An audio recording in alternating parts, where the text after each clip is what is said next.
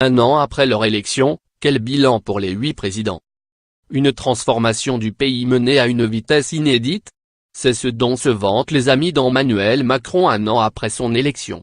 De fait, un nombre impressionnant de réformes ont déjà été lancées, l'assouplissement du droit du travail, suppression d'une partie de l'ISF et instauration d'une flat tax sur les revenus du capital, dédoublement des classes dans certaines zones, création de la police de sécurité du quotidien, mise en place de Parcoursup, loi contre le terrorisme, lancement des réformes de la formation professionnelle, de la SNCF, des institutions. Mais est-ce si différent de ses prédécesseurs?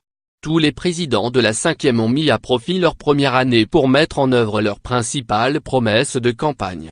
Mais avec des bonheurs divers. 1960 De Gaulle face à la rue d'Alger. Il était revenu au pouvoir pour ramener la paix en Algérie. Un an après son entrée à l'Élysée, De Gaulle affronte la violence à Alger.